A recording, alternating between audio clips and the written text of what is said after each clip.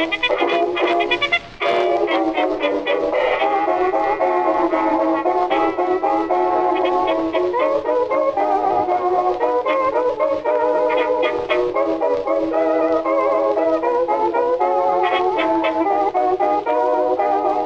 to Orphaned Entertainment, a podcast that has dedicated itself to the discussion and review of public domain and abandoned media. I'm your host, Christopher, and with me, as always, is my podcasting muse, Lydia. I'm acting in silent. How did I do?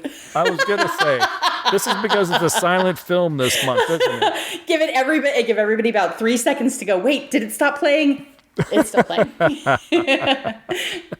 I almost put in some sort of pun about it being silent or something like that, and I thought, no, Lydia will give me the whole... Oh. The only time I'm silent. Yes. Well, before we go any further, thanks to everyone for tuning in to this month's episode. Orphan Entertainment is available wherever you get your podcasts, and wherever you choose to listen, if you have the option to do so, please rate and review the show. It does help get the show out to more people. Another great way to help is just by sharing the episode you're listening to on any social media platform you might use. You can follow the link in the show notes to all our social media sites, as well as our YouTube channel. And if you'd like to email us with any comments, suggestions, or feedback on this or any episode, please type or record a message and send it to orphanedentertainment@gmail.com. And we actually got a couple emails this past month. Lee Perkins gave you an idea of where you might be able to find Desert Hawk finally. Yes, I was so excited. You texted me the other day and said, check your email. And he sent us a great link. I think it's called DVD Lady.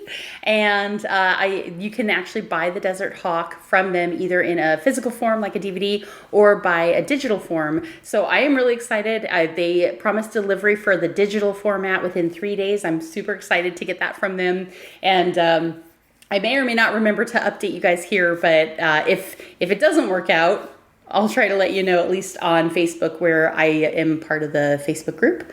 And I'm so excited. That's Richard Green, Yvonne DiCarlo, and very, very, very young Rock Hudson.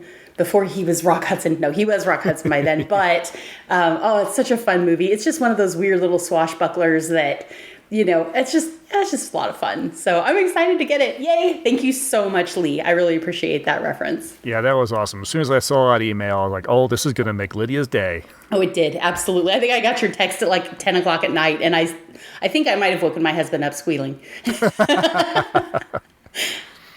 We also got a letter from Abby Land, and we have heard from this person once before. They gave us some really great movie recommendations, which I believe we've actually covered here on the show. They write, Dear Christopher and Lydia, hello, I wrote to you last year with movie recommendations. I appreciate that you took the time to watch the films I suggested, and I'm glad you enjoyed Hotel for Women. Oh, Yay. Well, thank you. I was wondering I was trying to remember which ones it was. It's right here in the letter. That was such a great movie. Brilliant. Thank you so much for recommending that one. I just listened to the February episode on Kept Husbands, and I have an answer to Lydia's request for better romances with a rich girl and a poor man. Yay! Oh, I'm so excited. Adorable from 1933 is a fluffy romantic comedy about a princess who falls in love with a military man. While the princess's power and social clout does have an effect on the relationship, I think it does a better job of handling the romance, as it is shown that the couple is smitten with each other before they discover the other's identity. Oh, that's so great. That's one of those things I love about Ever After. It's the Cinderella story, but they actually meet each other before anybody knows who anybody is. So, that's a great reference. Thank you. Or referral, I should say. While I'm writing, there's a few other movies I wanted to suggest for the podcast. I recently watched Murder at the Windmill from 1949, alternate title Mystery at the Burlesque. After a man is killed at the Windmill Theater, police keep the cast late to run through the entire performance again and deduce who had the opportunity to commit murder. Don't go into this film with the expectation of a tightly plotted mystery. While the solution does make sense in retrospect, the film doesn't dole out much information for the audience to play detective with. The focus is on the jokes and musical numbers. Most of the musical numbers aren't overly long, and a good number of the jokes got a chuckle out of me. It's not Agatha Christie, but it's a fun romp. That sounds like fun. That reminds me a little bit of Murder by Death. If you guys haven't seen that, look it up. Yeah, I love the premise. They're like, well, let's do the performance again so we can figure out who's off stage long enough to... I love that. I'm one of those morbid people that wants to see it both times. And then they continue, The Green Murder Case, 1929, is the opposite. It's a film that wants you to pay attention. I started thinking about this one after listening to your Charlie Chan episode. This is my favorite out of the Philo Vance movies I've seen, and one I appreciate more after reading the book it's based on, which I didn't like nearly as much. It follows Vance investigating a series of murders within the mansion of a wealthy family. William Powell is perfect in the role, and the movie holds your attention throughout. Oh, did you hear me gasp? I love William Powell. Oh, as soon as I saw that name, I was like, oh, Lydia William Powell. Yep, yes. I hope you like these films, and once again, thank you for all your hard work you do creating the podcast. Sincerely, Abby. So, Abby, thank you so much. That is a fantastic letter and some more fantastic recommendations. You really know how to kind of hit all the right notes when it comes to recommending to us. Oh, absolutely. I'm excited. And seriously, we love getting recommendations. As much fun as it might be to say, oh yeah, we should watch, 10 Little Indians or something like that. I love having movies that are vetted by other people because some of the things we pick, it's a real, and I'm going to say this correctly, a craps shoot. Mm-hmm. Because we're limited to what we know. So if you guys know something we don't know, tell us. Please tell us. Oh, absolutely. I think 99% of the films that we cover, we've never watched before. Yeah. We're going strictly on, this is in public domain. Let's read the blurb. Yes. That sounds interesting. Oh, it stars this person, or it has this historical significance. So let's check this one out. Yeah. It is so great actually getting, I've watched this film and I think you'd like it too. Oh, that is brilliant, which is what, Abby did with Hotel for Women, which we really enjoyed, and that was a lot of fun. So, I mean, we will double check on some of these films and see what the copyright status is. The Green Murder Case from 29. If it's not copyright, if it's not out of copyright now, it will be next year. So that's awesome. But I will double check on the Murder at the Windmill. And Adorable from 33 is a possibility then. Yeah, those sound like such good recommendations. They sound fun. They sound fun to watch either way, whether we cover them here on the show or not. I think I might dig them up and watch them anyway. Exactly. Yeah, I agree. All right, again, if you wanted to, anyone else has any recommendations or you wanted to write us, orphanedentertainment@gmail.com. So let's listen to an Ellery Queen 1-minute mystery and a promo for another podcast. And when we return, we get silent and watch for the street angel. Ellery Queen's Minute Mysteries.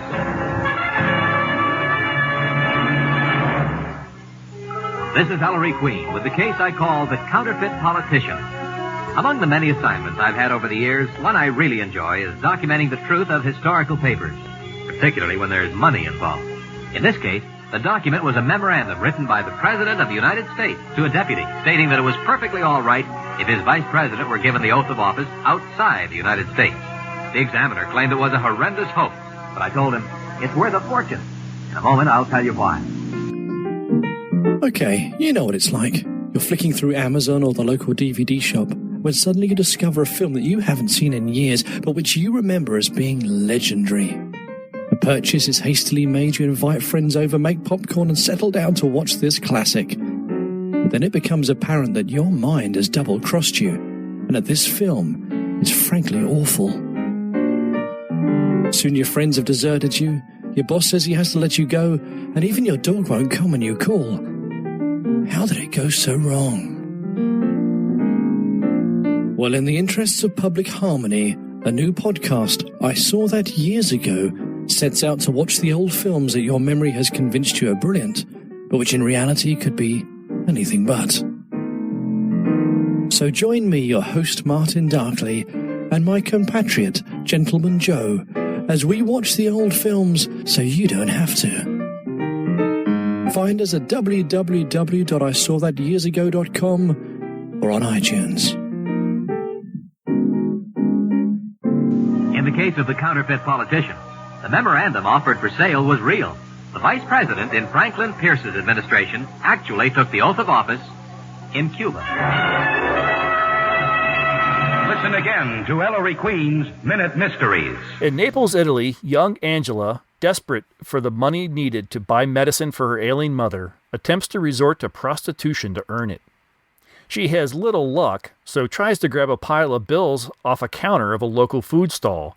She runs directly into the arms of the police, who arrest her for stealing while soliciting, and she is sentenced to a year in the workhouse.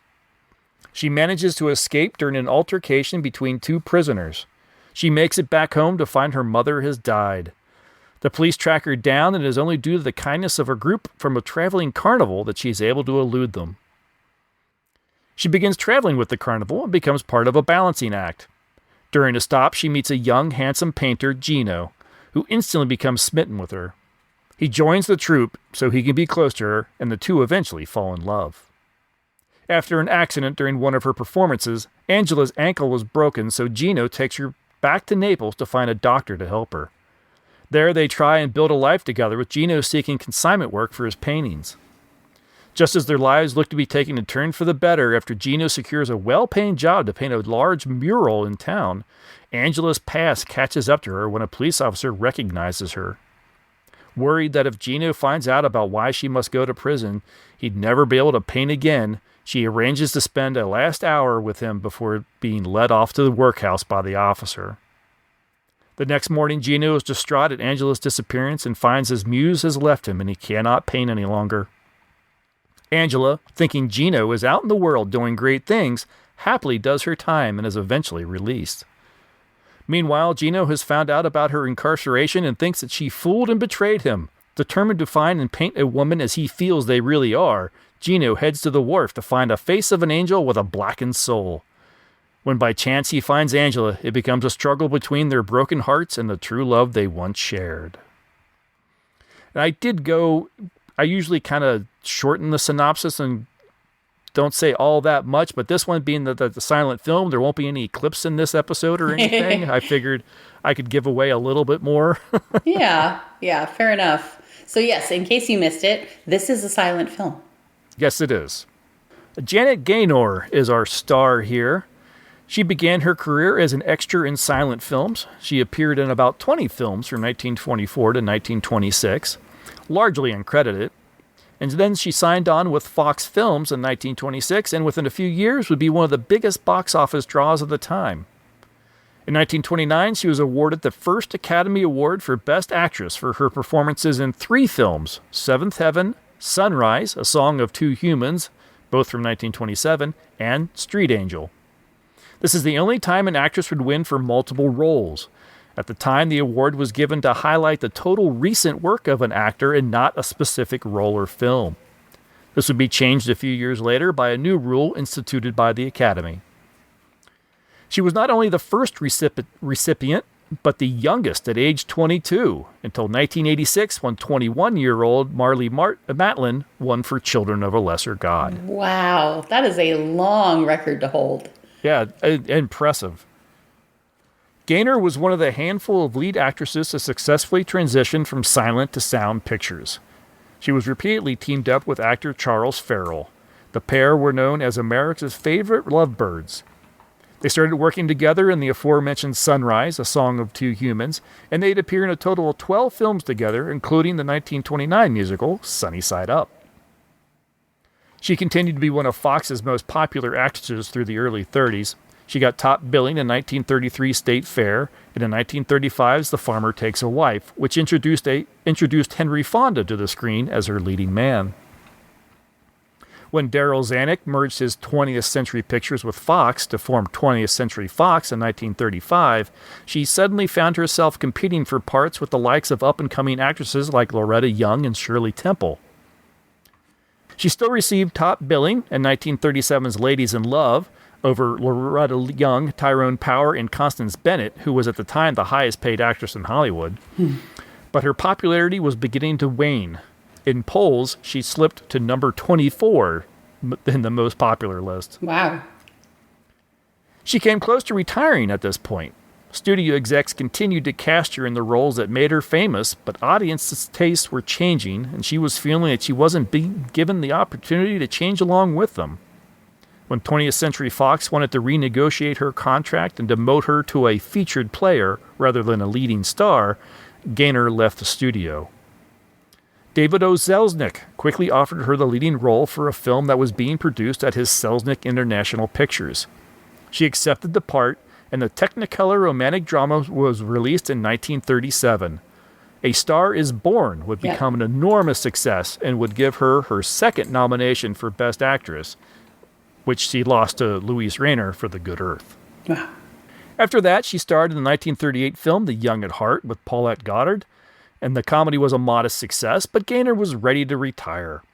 She explained in 1939 when she announced her marriage to fashion designer Gilbert Adrian, "I had been working steadily for 17 long years. Making movies was really all I knew of life. I just wanted to have time to know other things. Most of all, I wanted to fall in love. I wanted to get married. I wanted a child. And I knew that in order to have those things, one had to make time for them. So I simply stopped making movies. Then, as if by a miracle, everything I really wanted happened." I heard you say something just now, or I think you said it, or maybe I just skimmed over it. You mentioned that she was in 1933's Adorable, which was just recommended to us by Abby Lane. So, interesting little link there, yeah. Absolutely.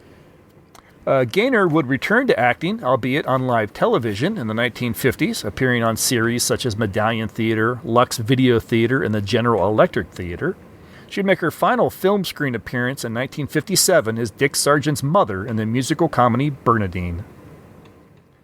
In 1959, she made her stage debut in the play The Midnight Sun, which premiered in New Haven, Connecticut, but was not well received and it closed shortly after its debut. She did appear in Broadway in 1980 as Maud in a stage adaptation of Harold and Maude, and she received good reviews, but the play overall was panned by critics. That same year, she appeared in the series The Love Boat, and this would be her last screen role. Her final acting role was on a touring production of On Golden Pond in 1982. Oh.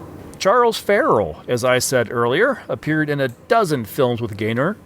The two were romantically linked for some time before her eventual marriage. He started out as a bit player for Paramount, appearing in features like The Hunchback of Notre Dame and the 1923 silent version of The Ten Commandments. When he signed on with Fox, he was paired with Gaynor.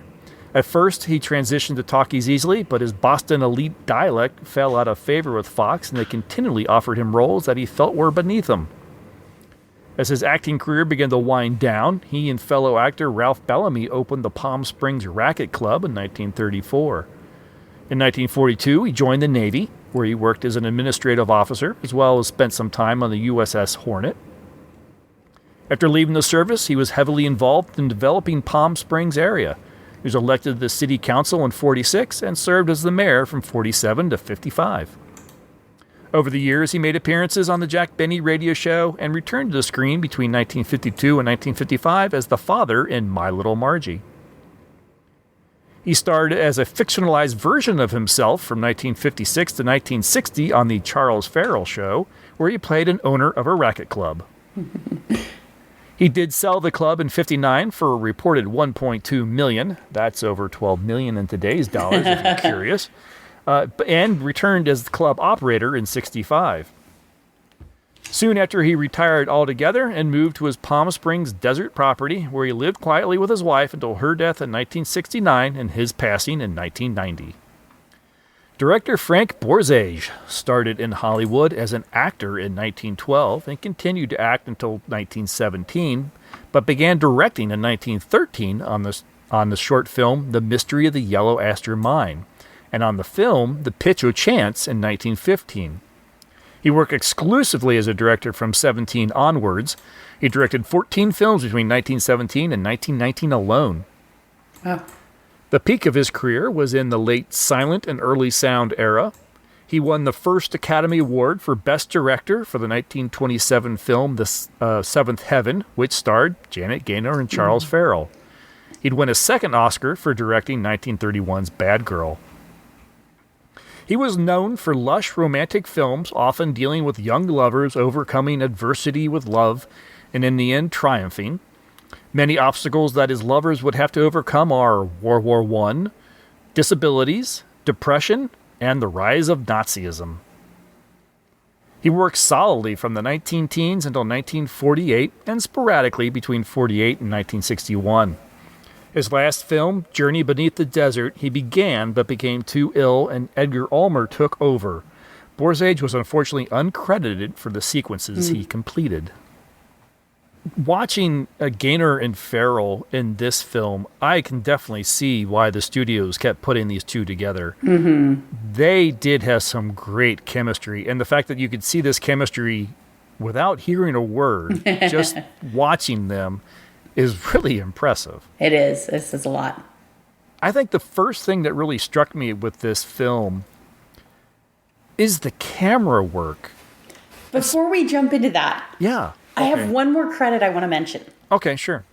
So it is worth mentioning, absolutely worth mentioning, that this movie is co-written, and I'm going to say it wrong, Monkton Hoff is one of the co-writers on this. He was also one of the two writers on Preston Sturges's The Lady Eve, which is one of the all-time best films ever made.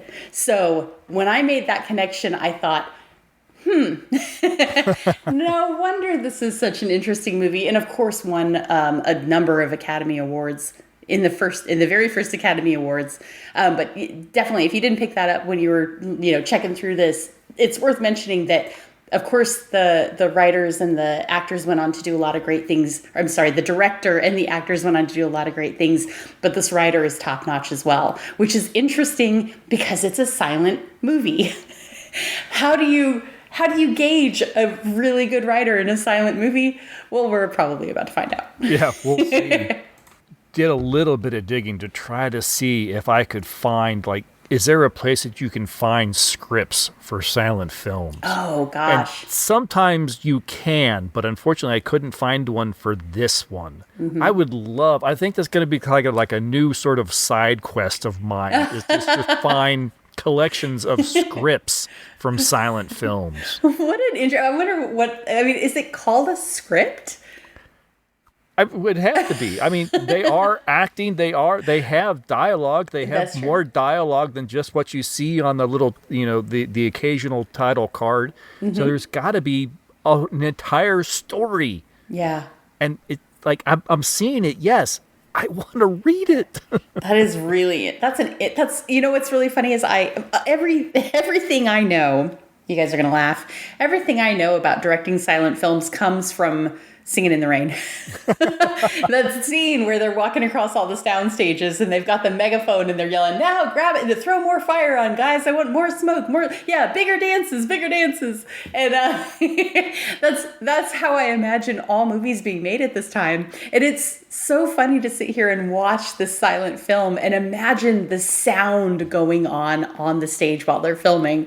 I admit I get a little bit distracted sometimes when I'm watching movies, but I thought, how interesting at this time, literally people, you were just about to talk about the camera work, and at the very opening scene, there's a part where somebody comes running down a set of stairs, and it's on a set.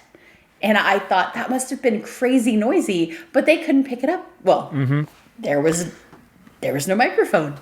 Yeah, and it's that opening scene, the town square, and the camera pans around, and it does this whole 180-degree loop, and it goes back and it goes forward. It's very fluid, and it's just moving all over the place.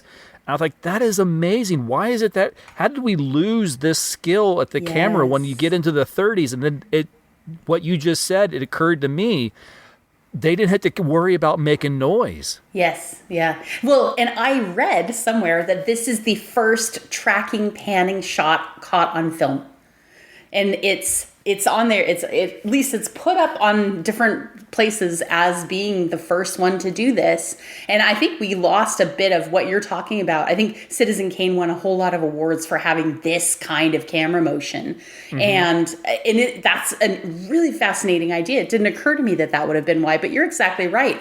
This was early. These cameras, gosh, how much did these cameras weigh? Hundreds of pounds. Right. And so to get them to move, I think the thing about this shot, and it's the opening shot of the movie, and it's what, 5 minutes long, 3 minutes long, probably at least, is that it is so fluid. It doesn't feel jerky. Like sometimes we'll see in later films where they try to do this, but the motion of the camera is a little bit jerky, a little bit rough. And in this one, it's really interesting because you're right. It'll pan up to a point of interest and then, and then pan down, or tilt up, I should say. Tilt up and then tilt down. And then it goes left and then it goes back right a little bit and it follows somebody, but then it catches the eye. I love there is a man walking along with 2 women on his arm. And then he turns off and looks at something, and then it continues to follow the 2 women off as they go. It's such an interesting, it tells such a story. You are getting in this single shot, this incredible view of what this city looks like, what the people are like that live in this neighborhood, the people that are transient, that are just traveling through it, what they're like, what their conversations and their arguments are like. You get to see people that, don't belong here and get, they get discriminated against by the police, and the people that do belong here, coming out on top, even though maybe they should, maybe they shouldn't. The whole bit where the guy gets shoved in, something happens and the drum on the circus, this big giant drum gets broken, and you're thinking, it's a little bit funny. You're just getting captivated and pulled in by all this, not realizing that later that's going to matter, which is a great example of what great direction this is. The story writing is so good, but you get pulled into this, and even though you're told it's Naples under Mount Vesuvius, smoking Mount Vesuvius, that doesn't mean a lot at this point in time. There's not that level of travel going on right now. We're only a decade after World War I, and a lot of stuff is still broken down, being reconstructed, not like World War II, but there's still a lot of that kind of repressed society going on in the world. And so you're getting this really gritty view of the way that these people live and try and survive. It's so much fun to see, and it draws you in, and it's all silent. It's all silent. We do it now by having big explosions and ridiculous stuff and funny lines. You got to have a funny line to catch people's attention. And there's nothing. In my case, I'm going to put this out here right now. The first time I watched it, I actually watched it silent. I had all of the sound off, and I'm going to talk probably a little bit about what kind of impact that had on my viewing experience with this movie in particular. But the ability to tell a story and really draw you in and help you understand the setting in this first shot is incredible. I think that's my 3 minutes. Yeah, it does set you up for just, you're going to watch a film that is going to be a little bit more exceptional than maybe you were expecting, just because of that opening scene and those opening moments. And it doesn't disappoint, I don't think. I do think, and we'll get into it, when we get into a little bit of the story, I think there are some story elements that are like, little iffy here and there. But as we're introduced to our leads and our cast and everything and how everything transpires, it is just it pulled me in right away. And this is an hour? What did we say it was? About an hour and 40 minutes, 40 some minutes or whatever. And it's a silent film, but I'd never, at no point while watching this film did I feel like, oh, when is this going to be over? Yeah, or when is it going to start? A lot of movies, you're like, okay, get to the plot. Nope, it goes right away. Yeah, it really jumps off right away, and it just keeps going. For a film that is, at its core, I guess, a drama, it does have plenty of some humorous moments. And it starts out pretty much with the traveling carnival going through and him being, hey, you stole my sausage, and we got to sit there the whole time this conversation's going on. This guy is got this giant sausage in his hand, kind of just bouncing in front of the camera. It's a really weird and kind of funny scene. It is a drama. It's listed as a drama. it definitely plays as a drama. And I think it jumps into that pretty quickly. You do get that little bit of humor, and I think it's really needed in this movie to have those little moments of humor. But they also do a really good job of connecting the people. I think you get these... I think it doesn't show up yet, but there's a clown with a monkey, with a little... monkey with dressed up with his ruff and his hat and all of that.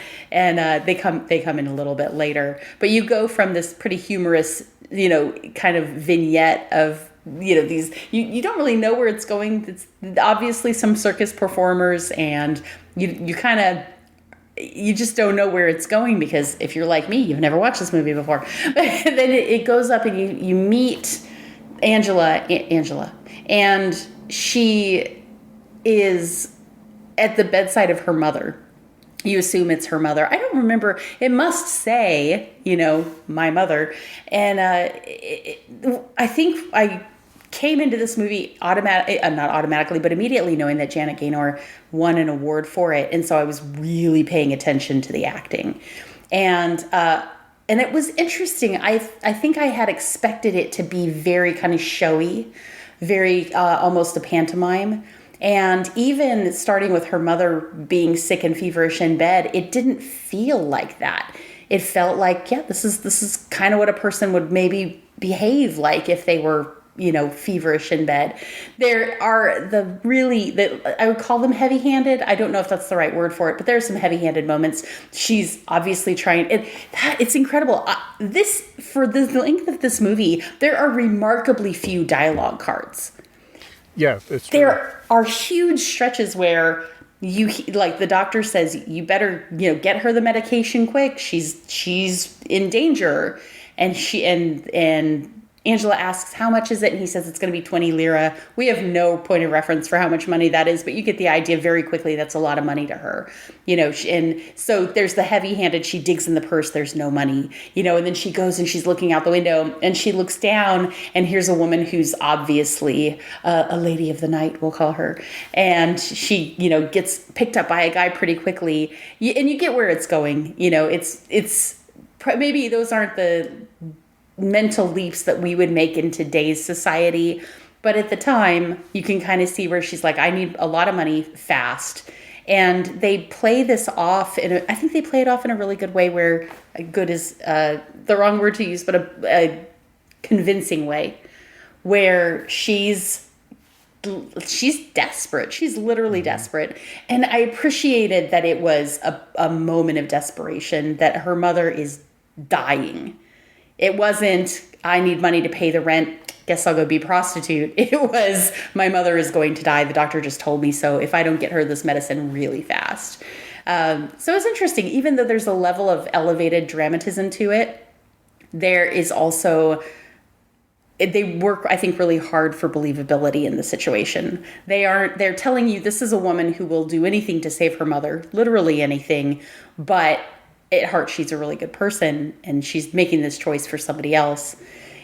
And then it's interesting because it goes from there into her trying to pick up men. And the men are not interested. One of them, I think, even pats her on the head and pinches her cheek like, oh, you're such a cute little girl, Right.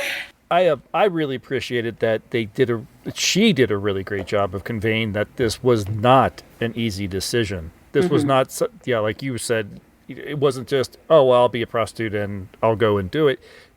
Even when she decides that she's going to do it, she's still the entire time going down and convincing herself that this is what she has to do. Mm-hmm. She conveys that really, really well. Mm-hmm.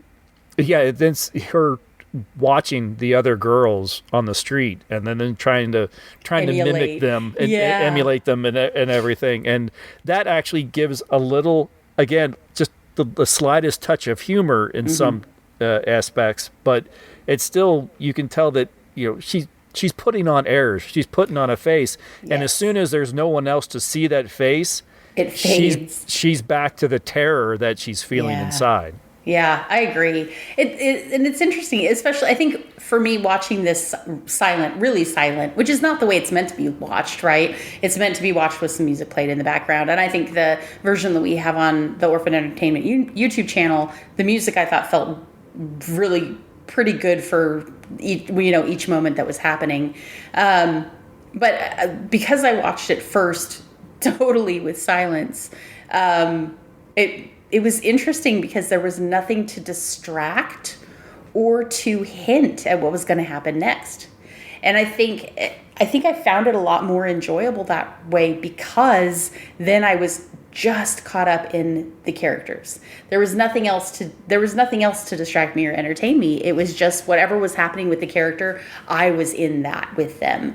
It's really an interesting way to watch a movie. I actually really recommend it. And this is a great one to do that on. If you haven't watched it yet, consider it. But you do have to pay attention. It's not like, you can wander away for 5 minutes and then come back. You'll miss something. But it is interesting. They keep going like kind of into humor. They go, it's drama and then it's funny and then it's drama and then it's funny. And I think the pacing felt really good because of that. There's one scene we'll talk about in a little bit that's about 20 minutes long and is heavy, heavy drama. And up until that point, you just don't feel like this movie's going slow. There's always something happening. And the next thing that happens, of course, is she gets arrested and taken to the workhouse. Did you notice the shot when she's in the courthouse where all you can see is her eyes and up? Constantly through this movie, they film it to make her tiny. They make her small and powerless over and over. When they're showing the shadows on the walls, when they're leading all of the people out to the workhouse, there are all these big, tall, long shadows. And you know which one is her because she's half the height of everybody else with her shawl pulled over her head. And she's this diminutive little creature going by. And, but you can tell it's her shadow because she's the only one that looks like this. And she seems like a tiny person to begin with. She's very small. I didn't look up her height. Now I feel like I probably should have done. I don't know if it's listed anywhere. I'm glad you mentioned the shadows and everything. I read somewhere that the director Frank Borzage was heavily influenced by a lot of like the German Impressionism directors of the time. Yeah, I can see that. I'm watching some of the scenes in this and seeing how he does with the shadow work and how the shadows themselves are kind of telling a story within the story. I'm like, and you definitely can pick that up. Yeah. Mm-hmm. Yeah. Very interesting. And of course she gets away, fortunately, and runs and is terrified. And I love the way they get her out of there. You're thinking, how's she going to get away from here? This is this tiny little woman, this little 5 foot tall woman running away from these big scary policemen. And I think it's interesting. You couldn't have played off how she escapes with anybody bigger. I couldn't have fit in that drum. No. I couldn't. And they just like, quick, get in the drum. I was so excited when the drum that got broken in the very beginning of the first scene actually mattered. Yeah. This is good storytelling. This is the epitome of what they talk about in storytelling. If it's not important to the plot later on, leave it out. And this is such a clean way of doing it. It's so good. Yeah, the drum has its own little story. You see it, as they're walking along and the camera follows it. There's an altercation. Someone gets pushed, busts the drum. Mm-hmm. So the drum head is broken. That allows her to be able to get inside the drum and hide from the policeman with the rest of the carnival guys kind of standing in front of it and everything. I love that scene too. And so funny. And then the scene transitions to now sometime later when the carnival is somewhere else in Italy or whatever, and you see the drum and it's got a new drum head, and on that drum head is painted a girl, reclined as if she's in the drum. Yes. It's like, oh, it's brilliant. I loved it. Oh yeah. And this is where I'm excited to talk to you about this movie because like I said, how the heck do you say this person did a good job writing this silent film? This is how. Because, and this is, I'm sure, partly direction as well as writing, but the linking of each key element through it is what makes a good movie. Because when you get into where something is added in there and it doesn't lead to anything, It feels chunky. It feels awkward. This is the complaint that we have about all of these movies that are centered around these comedic acts, these vaudeville acts, is that they don't really have any impact on the story. And so if you can have every single detail in it actually has an impact on it, that's where you actually, this is your masterclass in directing for the day. Thanks, ladies and gentlemen, for listening. It needs to lean to something. And this is a brilliant, brilliant example of that. That this whole movie couldn't happen if that drum hadn't been broken in the first. This is the stormtrooper. This is the shot at the beginning of Star Wars. Yeah, this is what it is. If that drum didn't get broken, this whole movie couldn't have happened. Exactly. It's interesting that you said you watched this silent with literally no sound. There are moments. I watched it with the music playing, and the music also includes, in some manner, some sound effects. Whistling whistling, knocking, even if it's not really in time with the scene or whatever, but it's still there. Was watching the actors, and particularly Gaynor, and there's some times and some scenes where you're watching her and you're watching her act, and you feel like you're watching a very modern movie with the sound turned down. There are moments where she just feels very modern and just very, you can see this scene and you see the way she acts. A little later, after she's joined the carnival and they're stopped somewhere, and then she happens to look and she sees our Gino, as we come to find out, over on a bridge. You're like, well, wait, they can't stop here because we're setting up here. And she goes over to confront him, and she gets all huffy with him, and then she ends up getting knocked down by his goat, and she knocks. she takes his painting and throws it down and stomps on it. The expressions on her face and her actions. It's like this would happen today. This is a scene from a movie from today. His goat knocks her over and she yells at him. Yeah, and she's like, oh, fine. Yeah, you're going to laugh about your goat knocking me over. Fine, I'm going to destroy your painting. And you have that dialogue applied even though it doesn't exist. Yes. You can see, gosh, their facial expressions. And I love that. I think what I meant when I said I expected it to be in pantomime is you expect them to have a lot of facial reactions, and a lot of movies do this now, especially very bad movies. I watched a lot of bad movies lately. Bad indie movies where you can tell the director doesn't really know what they're doing. Somebody will say something and then you have the reaction shot. And it's just a person totally still with a look on their face or whatever it is. And you don't have that in this movie. In this movie, everybody's reacting and talking while they're reacting. They're moving, they're behaving, they're responding, they're living. And you don't have the pantomime because there's not a moment where somebody says something and then everybody stops and waits for the reaction. And I think that's what it is that makes this feel so modern, is that during this time period, and it's worth mentioning, we covered The Jazz Singer a few months back on this show. This was done the same year. Mm-hmm. And The Jazz Singer, phenomenal movie, right? It's got some reasons for being, of course, one of the best to love movies in film history. And there's a lot of, important history. I'm going to say history 6 more times in the sentence into it. But it doesn't feel modern. No. And this, it doesn't feel like modern acting, and this feels like modern acting. Yeah. And I'm agreeing with you in a much more verbose way. We've seen it in some other silent films. Even The Iron Mask, which was, I think, one of the first silent films we covered. And it was the first silent film with a little bit of talking in it or whatever. For the most part, it was a silent film. But even that one, I felt like all the acting was to the back of the room. Yeah. And like on a stage. Mm-hmm. Yeah, like as if it were on a stage play. And I think you kind of go into a silent film expecting that. Mm-hmm. Yes. This film, it's not there. I mean, there are some truly subtle moments and stuff in this film that if you're not paying attention, you'll miss. Mm-hmm. And I think that also is what makes us feel very modern. They spend so much time focused on her eyes. And not the dark and light, not the shadows over the forehead and the nose, but just a steady shot of her face as she's feeling. And it's just emotive.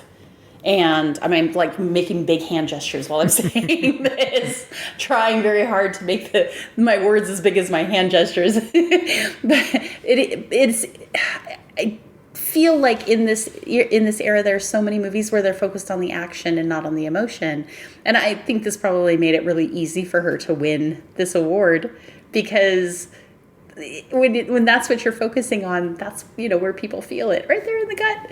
And yeah, I totally agree with you. There are moments in this that there are some things in it that definitely feel a little bit dated. But Gino paints her picture. He says, "I want to paint you." She, of course, says no. And I think that's another thing. There's some really good resistance between them. I think in this era, again, you have a lot of, "Oh, you're a beautiful woman. I'm in love with you. Oh, you're in love with me. I'm in love with you too." Where in this one, there's a lot of, "I really like you. Oh yeah, get the heck away from me." And I think that her reactions there too, I think lend to that modern feeling, because we're so used to what people term insta-love in movies at this era. And she really resists him for a while. And when he does paint her picture and she looks at it, you don't see the picture for a very long time. You don't see the painting for, I don't know if it's a full minute or more, but you see her looking at it, and first she's delighted. She's like, "Oh, this is so beautiful." And then she's kind of retracts that and she says, "That's not what I look like. I don't really look like that." And he says, "You do to me." And then you get to see the painting. But they have this resistance for her. She's very resistant to him. Until she breaks her ankle. Well, I mean, I guess until they're talking then. I love this little moment too. The leader of the circus is like, "Hey, Angela, come on, you're on, come on." And she's like ignoring him, like just about to kiss Gino. And he's like, "Come on, if you're going to kiss him, just freaking kiss him." And then, "Come on, you got to hurry it up." Yep, thank you. I only wrote a few little notes and everything. And that was one of the lines that I wrote. One of the title cards I put in here was, "Oh, 1,000 devils, kiss him if you must, but make haste." And this is a line right now. Watching a number of bad movies with my husband, we'll just be sitting there and watching, and there will be something ridiculous going on the screen. Two people, like, they look like they're trying to fight, and we'll just be like, "Kiss him!" And this is essentially what the circus director does. He's like, "Kiss him! Come on, move on with the story." It's so funny. I love it. There was another line that I think it was a little before this, when Gino first joins the troupe, and they're riding in the little, they're riding in the carriage and going along the road. He says that love is like measles. I love this line. Once it comes, you can't stop it. You can't stop it. I love that. I thought I'm going to use that from now on. That's going on my next anniversary card. There's not a lot of dialogue. There aren't a lot of dialogue cards in this, and what there is to the point, which I appreciate. The other thing, you mentioned it feeling very modern. It moves along really quickly.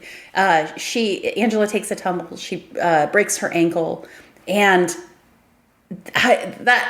there's some obvious film trickery involved where she's supposed to be on some really high stilts, and we spot it super easily. At the time, probably people didn't notice it as well. Right. We've just learned what to look out for on film. But when she falls, I love it. She looks like she fell. She's dirty. She's like out. Mm-hmm. It's not that, it's not that frosted glass, that soft focus with her arm up, draped across her forehead dramatically. She's like out, and Gino's freaked out, and he's grabbing her and like trying to wake her up. This is, again, like, we could keep saying over and over why she's a good actor and why she deserves this award. Basically, the whole movie is a testimony to that. And then they move on. They go back to Naples, and they say goodbye to the circus people. Yeah. And pretty quickly she, is on the mend. And there's a moment in it, you mentioned it feeling very modern. She's helping Gino get his boot off. And I thought, that's what I do every night with my no, I'm kidding. That's not what it was. No, but after she gets his boot off, he's, sweet talking her, and she puts her hand on his face and smushes his face. And I immediately, this is for reals, I thought, that's exactly like me and my husband. Just hand in the face, like, meh. and I was thinking at this point, oh, they must be married, because he says, I have to go with you or whatever so we can be married. And I actually was thinking they were already married at this point, but they're not. No. Yeah.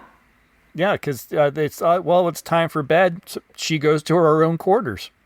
She's got a little small room off of his. I'm like, oh, yeah. I assumed we just skipped the part where they got married. Yeah. No, he can't afford to marry her yet, so they're not married. But he can apparently afford to pay for her to stay in the upstairs room, selling his paintings to do so. Yes. And yeah, it's really sweet. There are some themes in this movie that are very sweet and that later develop into a real problem. And honestly, I should say there's a theme in this movie that starts off real sweet and then develops into what we would today call toxic masculinity. But this is 1927, so we're not going to get real heavy into that subject matter. Yes. But she is still pure as the driven snow. Yes, absolutely.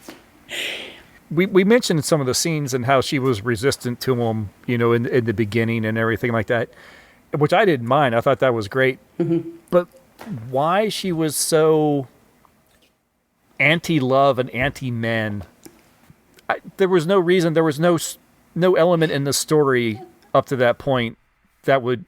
You only say that because you're not a woman. But there's the couple that are inside the traveling carriage or whatever. Like, oh, those are always kissing. It makes me sick. You know, I don't like, love is stupid and I hate men. And like, where is all this coming from? Your mom dies and so you hate men? Hey, don't underestimate the ability for a single mother to make a daughter hate men. Maybe reading too much into it. That's where I wonder if there was more story. What is there a story before this? Why is she a single mom and caring for Angela? Where is the father? And potentially, you could probably make an argument for she. Hey, dad left us alone. Maybe dad died, but I still resent him. You can make an argument for nobody would help me when I needed help. These men, rejected me when I was just trying to make a pseudo-honest living. These men threw me in jail. These men, these judges, these police, I tried to explain to them I was only trying to help my mother, and they threw me in jail. So, Or at least, did she? See, that's another thing that this film doesn't explore, is her trying to explain what she was trying to do and the reasons why. There's not a lot of dialogue during these periods. No. There's a lot of her, and this is part of the brilliance of the movie, is that you understand exactly what's happening without dialogue cards. Mm-hmm. That is good direction. We are missing a lot of that. We have in today's film so many explanations, people info dumping directly down the camera lens. And if you could fine every director $1 million every time they did that in a movie, it would go away. But the old adage is always, show don't tell. It is. And in this case, they don't have a choice. They absolutely, in this medium with no sound, the only thing you can do is show. And that's what film is all about. Oh gosh, here we go. Here's your clip for the day. That's what film is all about. It is literally the media that allows you to show. Mm-hmm. No other media before that. Art would allow you to show, but not in a story context, not in a continual story context. Nothing, in stage acting allowed you to do both. The invention of film required you to show what was going on, and it was often done bad, and it's still often done badly. But it's literally, it's the thing. That's the thing. Whether you're talking about a TikTok video or whether you're talking about Lord of the Rings, the longest darn trilogy in the history of the world, if you're not doing the showing part of it, you are cheating your audience, because that is what they're there for. That's why the screen is 40 feet across, is so that they can see it better. And that is what we aren't doing in film today. That's what makes this podcast the most important podcast on the entire internet. Absolutely. I'm being a little tongue-in-cheek, but genuinely, that's what makes film so amazing, is that we experience life through our eyes, through our vision. And it's the only media that allows you to do that in a completely fantastical way. And we just are not doing it very well lately. And to come back to something that was made almost 100 years ago, 100 years ago at the very beginning of this art form, and they're doing it so well. Mm-hmm. This movie deserves to be preserved. It deserves to be put out again. It deserves this storyline happens over and over and over again, right? I mean, if you guys didn't watch this and immediately think of An Affair to Remember, where have you been for the last 50 years? It does what the media is meant to do. It shows you everything that you need to see, and Janet Gaynor does it in a beautiful way. The director absolutely 100% is responsible for how she is shown on the screen. And I mean, if he hadn't won an award for this, he should have. It's just really well done. You talked a little bit about Charles Farrell. Thank you, Charles Farrell. And it was interesting because seeing Janet Gaynor on the screen, seeing her ability to emote, I thought, how are they going to get a guy in here that's going to be able to equal her? And he's funny because he comes in and you get the idea he's kind of this goofy guy. He looks a little funny. Remarkably good-looking man, just in the character, in the role that they cast him. He's got this kind of goofy curly hair, and he's dressed a little bit like a vagabond. But he's like the light to her shadows. And also he's like the 6'2" to her 5'0". They're remarkably different height. And you would think over and over and over that wouldn't work. I've seen Hallmark movies where that incredibly tall guy and very short girl does not work. And it just feels awkward and uncomfortable. But it doesn't with these two. They do such a phenomenal job showing the connection and the fun. I loved that these two have fun together. That's another thing we see missing a lot in film of this era and later, is people making a connection because they're able to have fun and joke around. It's so fun to see on this. He comes home after selling the painting. He is not able to get as much for the painting as he wants. Before he can even make it up the stairs, everybody that they owe money to gets their little bit of, gets their lira. And he stops to buy a flower instead of buying food. Yes. And he comes upstairs and she's like, well, where's the food? He's like, I kind of forgot it. And gives her the flower. And she's like, I'll go this time. Give me the money, And he hands him, okay. And he gives her like the one bill he has left. And the look on her face is, okay, and the rest. Yeah. It is also realistic. They are the cutest little couple. They are this really great. This is a couple that has a true connection. They get each other. Mm-hmm. They know. She knows that he's a bit of a goof. And that's okay. Mm-hmm. And it is really adorable. And he knows he's a bit of a goof. Mm-hmm. Later he's talking about, we're going to have kids and we'll have a girl and she'll be as beautiful and kind as you are. And then, and a boy, and he'll be goofy and would have big feet just like me. Just like me. Yeah. Oh. They are an adorable couple. You can see why they were constantly cast together. Yeah. Absolutely. It's, there's a character we haven't even really mentioned. There's also a lady of the evening.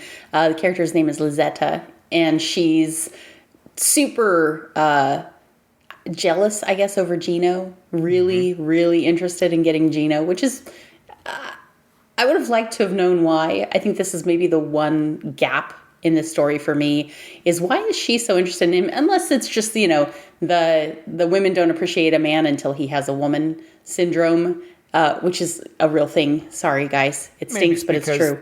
Maybe it's because he's the nice guy. And Yeah. I mean, she's not used to dealing with, the nice men. Yeah. That's possible. But she definitely has it kind of out for Angela. But I appreciated that she didn't turn into a whole...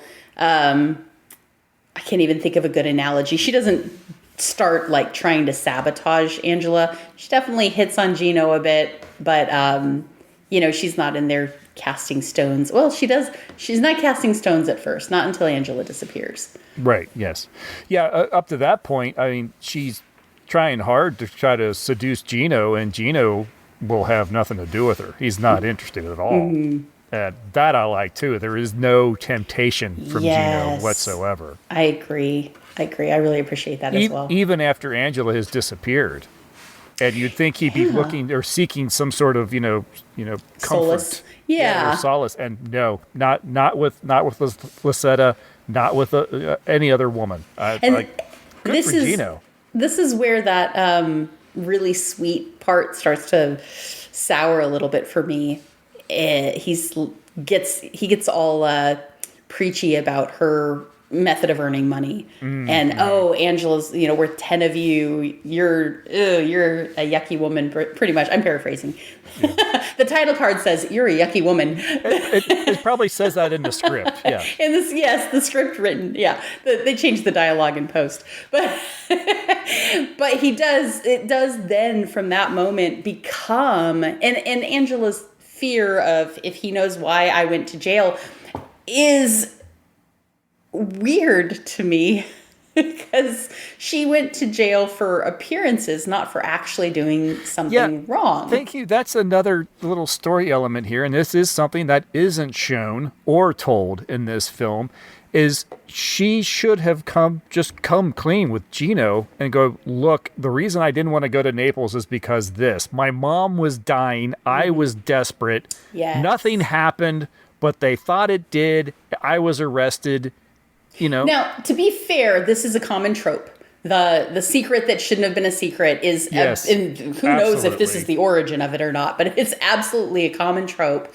All the way back to, I suppose, Arthurian times, right? I didn't do anything with Lancelot, I promise, but if I bring it up, you're going to think I did. The lady doth protest too much and all of that. So I can see her maybe not bringing it up until the police show up to arrest her, at which point I feel like saying to him, the police are here to arrest me, but you need to hear why, makes sense. And maybe tricking him into abject drunkenness and trying to slip out the door isn't the best option. And I think this might be where our modern sensibilities fail us a little bit in the comprehension of the storyline. Looking at it in 2024, which is going to date this podcast in 7 months or 9 months, people are going to be like, oh, this is so last year. But looking at it now from modern times, we're going, this is not a big deal. Just tell them. But then, and in some places today, your reputation is everything. And this is a time when, women really didn't have a lot of rights. And I mean, gosh, even today there are countries where if two people are caught philandering, the woman gets the way worse punishment. And that I think that was true then. I think it's way more true now. I think if you read, if you're reading things that were written in the 1920s, you can, we love to talk about like Tarzan, which was written, in the teens and in the 20s. And the treatment of a woman's virtue was really a woman's virtue is everything. And not only a woman's virtue, but a woman's perceived virtue. So for us, it's really hard to look at this movie and say, why didn't she just tell him? Or it's easy to say, why didn't she just tell him? But I think probably in this time, this was a time where if you were brought home past curfew, this is before a time when if you were brought home past curfew, then, wake up little Susie, you're in trouble. Our parents, we're supposed to be home at 10 o'clock and it's almost morning. We're in trouble. And this is 30, 40 years before that song ever came out. And so I can see why she probably didn't tell him. I can see why she didn't bring it up. Why she didn't, while this man is helping her with her broken ankle, get to somewhere that she can so she can see a good doctor. No, you make a good point. This is a time when it might be hard for a woman to convince a man that all these other men are wrong. Yeah. Oh, or a woman. At this time, she went to her, they went to the landlord, or the landlady, this is the landlady, my bad, and said, oh, by the way, I was arrested for prostitution, but I actually didn't do it. She's going to say, get out of my house. I'm not renting to you anymore. Well, actually, she's going to say, good for you. Give me my rent. Because that's what she says about Lozetta is, hey, you should look up to this girl. She's paying her rent. It doesn't matter how she makes her money. Yeah. But I think she's probably in the minority in that. And so that was an interesting little moment as well, where Angela's like, I can't pay you rent. And she says, go be a prostitute like this woman, and then you can pay your rent. That wasn't a common attitude, though. That was not a common attitude at all. No, absolutely not. And so it really rubbed me the wrong way, seeing how Gino responded to, inevitably. I don't think there's a lot of reason not to tell you the end of this movie. If you watched the first half and didn't finish the second half, we're probably not going to spoil a lot here for you. But, Gino's reaction to finding out that she went to jail for prostitution and his utter... Now, this is not a man who found out that his girl cheated on him. In our minds, right? In our minds, hey, they've never even been together. If she even did it, it was before they ever met, not a big deal. But at this time, it really was that kind of a thing. Mm-hmm. You cheated on me. I hadn't met you yet, but you've already cheated on me, which to us sounds incredibly strange. But at that time, that was the norm. So it really, really, really, really bothered me. Mm-hmm. But as we're talking about it, this is what's so great about talking over these, is that I go, oh, well, I mean, do I think that the attitude at the time was appropriate? Not really, but was it the attitude at the time? Yeah, it was the attitude at the time, and this movie makes a lot more sense to me right now. And at least those elements make it a little bit more powerful when the two are reunited. Yes. And she's like, look into my eyes. You can see I'm not the person that you think that you're imagining I am. And he completely breaks down, and no, absolutely you're not. And does he believe her, or does it just not matter because he loves her? You can make up your own mind, I guess.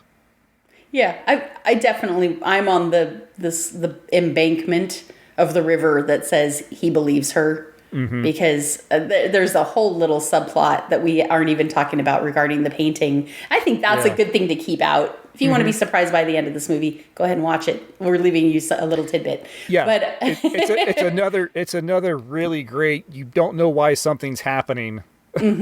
Yeah, and then you see, and again, it's a visual medium, and they do a wonderful job taking advantage of that by the information that they leave out. Mm-hmm. They give you a lot of suspense and a lot of curiosity. There are little tidbits going on throughout the whole movie, and you're kind of wondering, okay, what does this have to do with the end? But again, it ties it together so well. The thing that couldn't possibly have happened without the thing that happened. They do a great job of that. But I definitely fall on the side that believes that he decides that she's telling the truth and is actually pure as the driven snow, and therefore a viable candidate for marriage and impregnation. Yes, worthy of being a wife. Yes. Yeah, if you could see my face right now. But all of that to say... all that to say, I was concerned we would have a hard time filling this episode, but we have been talking for over an hour. Well, which is more than they did. Just Yes. kidding. But I want to mention... because I was concerned. I wouldn't be able to insert any clips or anything. I'm like, are we going to have enough to say? Oh my gosh, we've had plenty to say. Lydia had a soapbox. Everything's right in the world. I do want to mention real quickly the policeman in this. I think it's Police Sergeant Neri is who he is. And it's really interesting. I'm not going to dig into him very much, but I think he's worth paying attention to. If you watch this movie and didn't pay close attention, go back and watch the policeman. I think he's a really interesting piece in this story. I don't really know much about him. I didn't look into him at all. I definitely should have done. But he's Guido Trento is the actor. And I think he becomes much more important than you think he's going to be. And I think his responses to her. I really like him. I like him that the fact that he is bound by duty, but you could tell he has some sympathy. Reservation sympathy is the better word there. I agree. Yes. And so he's great. Go back and watch him. If you didn't pay attention to him the first time, pay attention to him. Yes. We should get around to rating this one. Do we even need to? No, probably not, because I think it's pretty obvious we both have been really taken by this film and these actors. I absolutely would give this a 5. I think this is a phenomenal film and another fine example of if you've never watched a silent film before, this would not be a bad one to start with. No, I think it would not be a bad one to start with. I almost fall on the other side where I would say start with the bad one. But you know what? We did Harold Lloyd and Yes, and loved Safety Last. Had so much fun watching that. And so this is a drama. If you hate dramas, maybe not the one for you. No. But if you really enjoy deep human emotion and you're really interested in seeing the evolution of film